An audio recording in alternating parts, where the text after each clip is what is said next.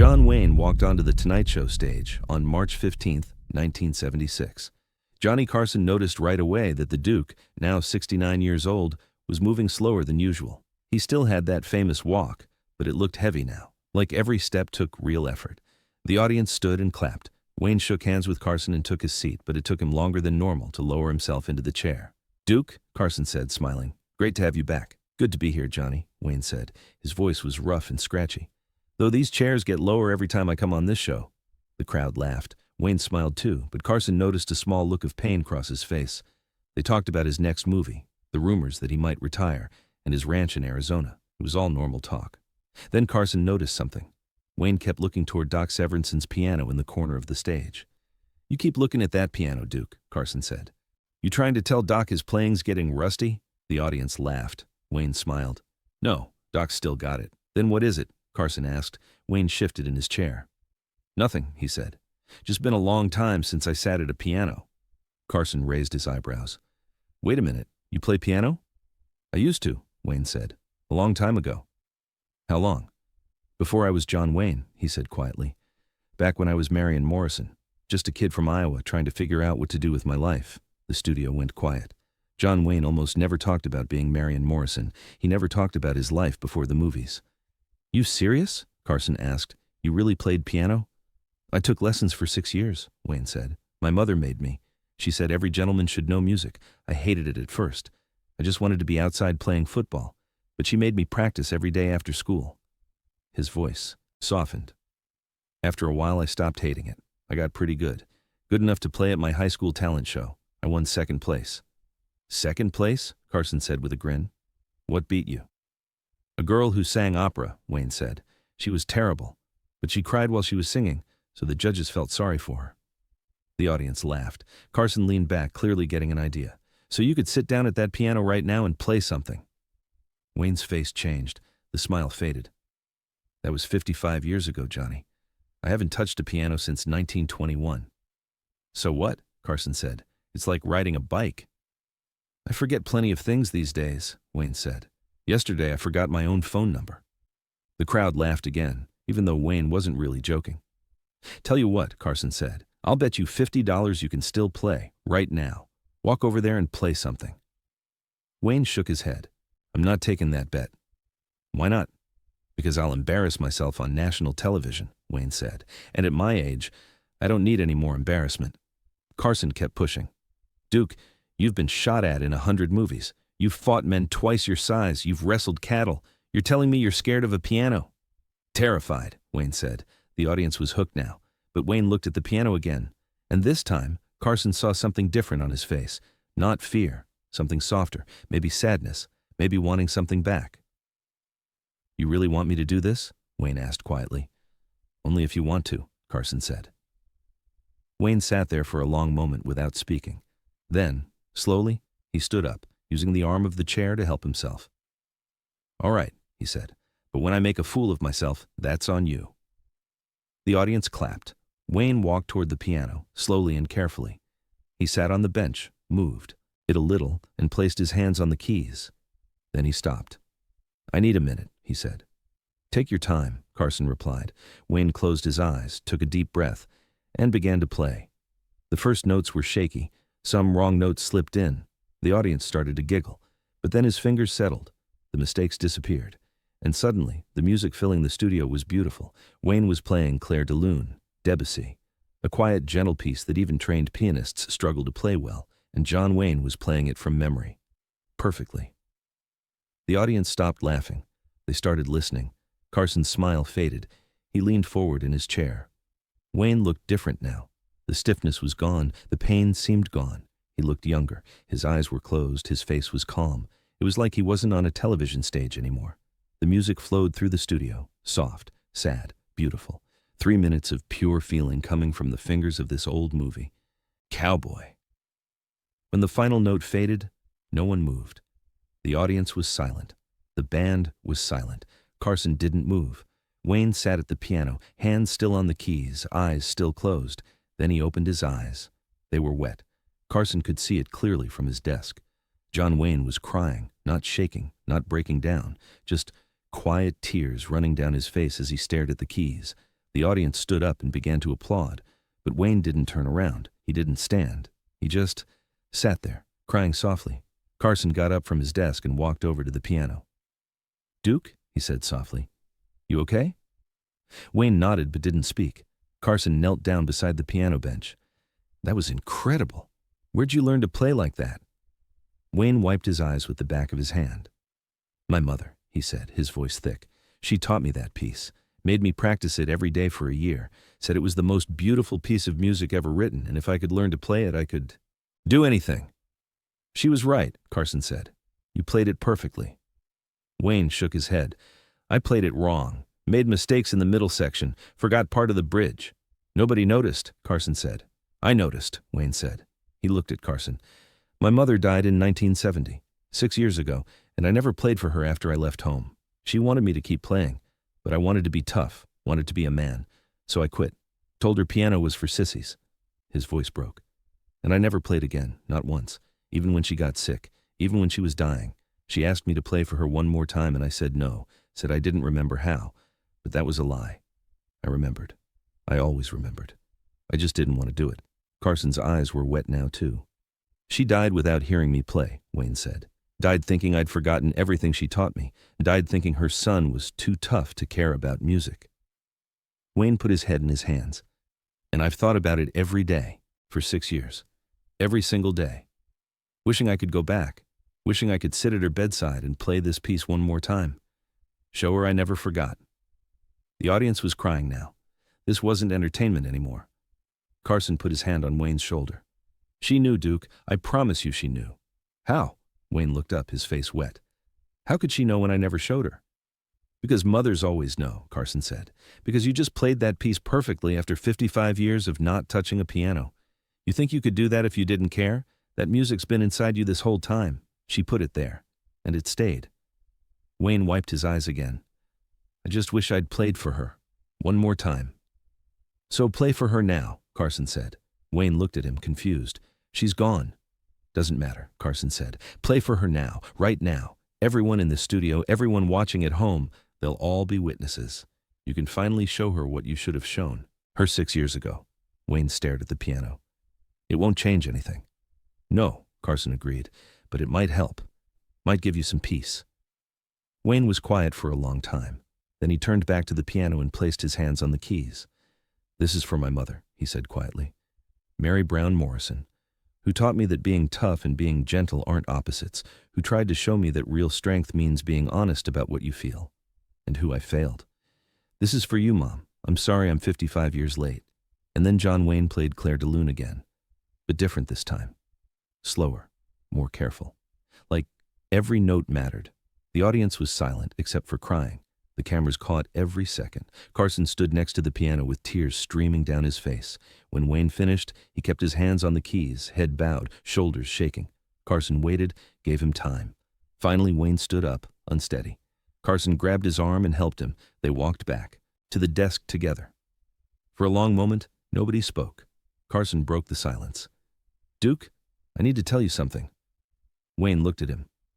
"My dad died when I was 8, Carson said. "Heart attack. He was a power company manager in Nebraska, worked himself to death trying to provide for us. Before he died, he gave me a harmonica, taught me how to play one song, Home on the Range." Carson's voice was shaking now. "He made me promise I'd keep practicing.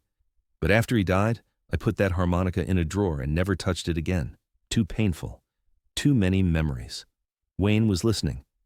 "I'm 50 years old," Carson continued, "and I haven't played that harmonica in 42 years because I was afraid it would hurt too much, afraid I'd break down." Carson wiped his eyes. "But watching you just now, watching you face something that scared you, watching you play for your mother even though it broke your heart, that was the bravest thing I've ever seen. And it made me realize I'm a coward." "You're not a coward," Wayne said. "Yeah, I am," Carson said. "I've spent 42 years running from grief instead of facing it. You just showed me what courage actually looks like. It's not about being tough. It's about being honest, about letting yourself feel what you feel." The audience was completely silent. "When I go home tonight," Carson said, "I'm going to find that harmonica, and I'm going to play Home on the Range for my dad. For me." Wayne nodded slowly. "That's good, Johnny." "Thank you," Carson said, "for showing me how." They sat there looking at each other. Two men who'd spent their lives performing, being characters, finally being real. Ed McMahon walked over and put his hands on both their shoulders. "Fellas," Ed said, his voice thick with emotion, "I think we all needed to see this tonight." The audience started applauding, real applause. Wayne and Carson stood up, shook hands, then hugged. A long hug. When they separated, Carson looked at the camera. "We're going to take a commercial break, and when we come back, I honestly don't know what we're doing, but it won't be jokes. It'll be real. So stay with us." The show went to commercial. The lights dimmed. And for the first time in The Tonight Show's history, grown men were hugging in the audience, strangers comforting strangers. When they came back from break, Carson did something unprecedented. "I want to read you something," he said, "a letter I got last week from a viewer in Ohio. I've been sitting on it. Didn't know what to do with it, but after tonight I think I need to read it out loud." He pulled out a letter, his hands shaking. "Dear Johnny," he read, "my name is Patricia. I'm 63 years old. My husband died 2 years ago. We were married for 40 years. He loved your show, watched it every night without fail. After he died, I couldn't watch anymore. Too painful. But last week I turned it on. First time in 2 years, and I heard you make a joke about something stupid. Can't even remember what, but I laughed, really laughed, and for a few seconds I forgot he was gone. So thank you for helping me remember how to laugh. Signed, Patricia." Carson's voice broke on the last word. He put the letter down. "Patricia, if you're watching tonight, I want you to know something. Your husband knew you loved him, and wherever he is, he's glad you're learning to laugh again. That's what love wants. For the people we leave behind, to keep living." Wayne spoke up. "That's true. My mother would have kicked my ass for waiting 6 years to play that piano, would have told me I was being stubborn and stupid, would have said grief is fine, but don't let it stop you from living." Carson smiled through tears. "Exactly. So here's what I think," Wayne said. "I think Patricia and Johnny and everyone watching who's lost someone they love needs to hear this.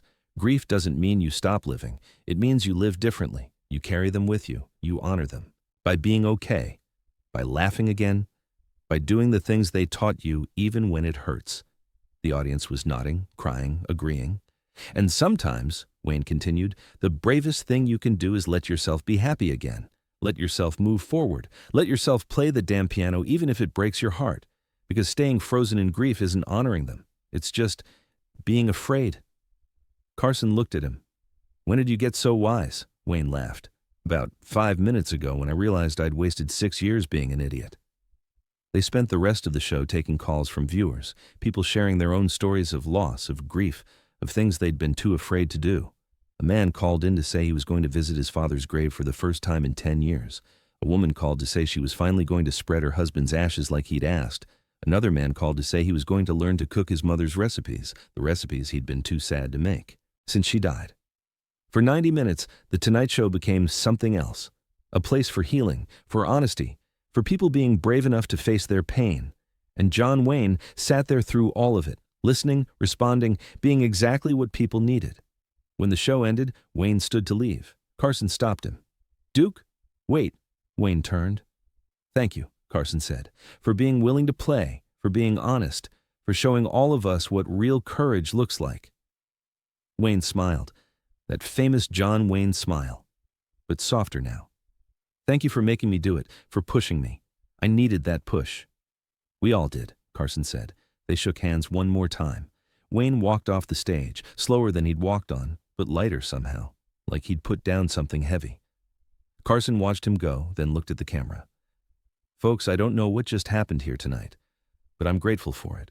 Grateful to Duke for his honesty. Grateful to all of you for being part of it. And grateful for the reminder that it's okay to feel things, okay to grieve, okay to be broken sometimes. That's what makes us human." He smiled. "Good night, everybody, and hug someone you love tonight. Don't wait." The show ended. The studio lights went dark, and Johnny Carson sat alone at his desk for a long time, thinking about his father, about that harmonica in the drawer, about all the years he'd wasted being afraid. The next day, the story was everywhere. John Wayne cries on Tonight Show. Duke's piano performance brings nation to tears. Carson and Wayne's emotional moment breaks TV records. But the real story was happening in living rooms across America. People were finding old instruments they'd stopped playing, looking at photographs they'd been avoiding, having conversations they'd been putting off, facing grief they'd been running from, all because John Wayne played the piano and Johnny Carson cried. 3 weeks later, Carson got another letter, this one from Patricia in Ohio. Dear Johnny, it said, I watched your show with Duke, and the next day I did something I'd been too scared to do. I went to the piano in my living room, the one my husband bought me for our 20th anniversary, the one I hadn't touched since he died. And I played. Just simple songs, nothing fancy. But I played, and I cried, and I felt him there with me. Thank you for showing me it was okay to do that. Love, Patricia. Carson kept that letter on his desk for the rest of his career. Read it whenever he felt like the show didn't matter, whenever he wondered if any of it made a difference. The letter reminded him that sometimes the most important thing you can do is be honest, be real, be willing to cry on television if that's what the moment needs. John Wayne died in 1979, 3 years after that piano performance. At his funeral, they played a recording of him playing Clair de Lune, the same performance from The Tonight Show. His family said it was what he wanted, said that night on. Carson's show had changed something in him, made him softer, more open, more willing to be Marion Morrison instead of John Wayne. He played piano every day after that show, Wayne's daughter said at the funeral, for 3 years, every single day. Said it made him feel close to Grandma again. Said Johnny Carson gave him permission to stop being so damn tough all the time. Carson spoke at the funeral too. Duke taught me something important that night, Carson said to the crowd. He taught me that strength isn't about hiding your feelings. It's about being brave enough to show them, about being honest when honesty is hard, about playing the piano even when it breaks your heart. He paused. I went home that night and found my father's harmonica, played Home on the Range for the first time in 42 years, and I've played it every week since. Because Duke showed me that grief doesn't have to be something you run from. It can be something you carry with you, something that connects you to the people you've lost. Carson pulled out the harmonica right there at the funeral. This is for you, Duke, and for my dad, and for everyone who's ever been too afraid to face what hurts. And Johnny Carson played Home on the Range at John Wayne's funeral, played it perfectly, while crying, while remembering. The video of Wayne playing piano that night is still one of the most watched clips in Tonight Show history. Gets millions of views every year. Comments from people saying it changed their lives, made them call their parents, made them finally grieve people they'd lost. Because that's what happens when legends stop performing and start being real. They give the rest of us permission to do the same. John Wayne played a piano on The Tonight Show and ended up teaching America what courage really looks like. Not fighting, not being tough, but being willing to break, to cry, to play a song for your dead mother on live television, because it's the right thing to do even when it's the hard thing. That's the story, not the legend, not the character, but the man underneath who finally let himself be seen.